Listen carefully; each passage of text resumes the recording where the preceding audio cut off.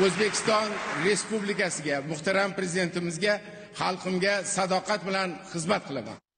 O'zbekiston Respublikasiga, muhtaram prezidentimga, xalqimga sadoqat bilan xizmat qilaman. Yine biz ekskavator teyindan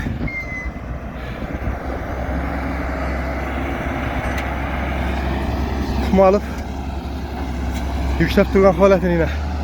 Erishish uchun avvalo jinoyatchilikni jilovlash taqozo etiladi.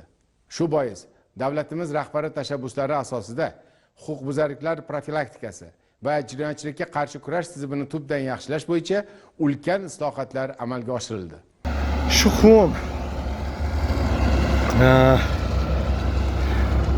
Litçilerin devlet rakam belgesi yok.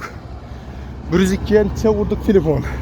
Hozirgina muhtaram prezidentimiz huzurlarida 2025-yilning 6 oyida respublikada kriminogen vaziyatni barqarorlashtirish, jinoyat va huquqbuzarliklarni barvaqt oldini olish. Kum almaslik, ekin ekmezlik bo'yicha sud tomonidan taqiq qo'yildi. U bo'yicha agar yana girib qonunni ishida etsa, ana majburiy ijroat bo'limi tomonidan javobgarlikka tortiladi. Tushundingmi? Sudning qarorini bajarmaslikligi uchun. Yo'q, aniq shuni. Tushundingmi? U unda muammo emas yoshlar.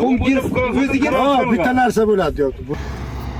Kamera qo'yilib turibdi bera, kamera. Yine ekskavator teyindan noqonuniy necha vering kum oladi. O'zbekiston Respublikasi Ichki ishlar vaziri Aziz Toshpo'latov.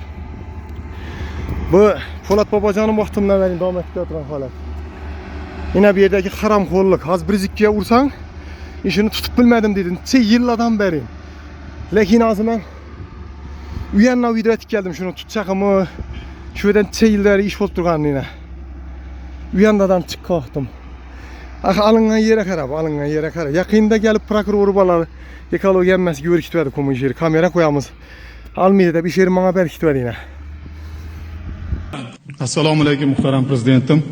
Avvalambor bu ishonch va yuksak oliy unvon uchun minnatdorchilik bildiraman.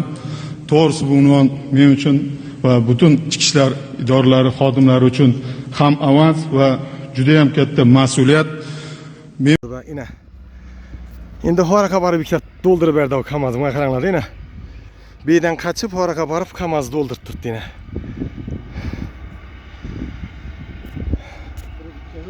Urbe 102.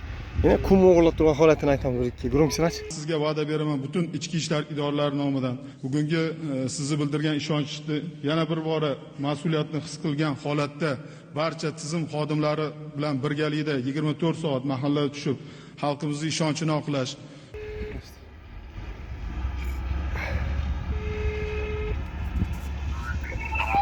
Assalomu alaykum viloyat 102. İşte Hazarası tumanı Kemolat mahallesinde kum alış holatini syomka etib turibmiz, kum o'g'irlash holatini. Sudning qarori bor, himoya hududiga girib kum olmasin degan, ekin ekmasin degan. Hozir yana syomka etib turibmiz. Bir yillari menga vaqtinchalik foydalanishga berilgan edi. 5 yilda beri noqonuniy kum oladi. Men yana ko'rsatib o'tirman. Hozir sizlar bilan yana syomka etib turibman. Ham Kemolat mahallesinde 5 yilda beri murojaat etaman. Ichki ishlar xizmat tekshiruv o'tkazib, bu kamera qo'yilib turibdi. Yo'lda kamera bor, olib turgan yerinde kamera bor. Buni yo'q, davlat himoya hudud bu, himoya hudud. Vaqtinchalik ajratib bergan edilar. Xususiy yerim bo'lsa, netasizlarmi? Shug'ullanasalarmi? Yo'q, sizni murojaatingizni registratsiya qilib turibman, shuni so'rab turibman. Devleti yeri vaqtinchalik foydalanishga berilgan edi. Hozir hamma kum olish urganch bo'yicha qazatdilar, lekin yine bu günde kum olib turibdi, yine alıngan yer. Kim familiyangiz kim? Saparov Quvandiq. Endi hozir yana bir gap aytib o'tayin. Hozir ichki ishlar murojaat tashlab berasizlar.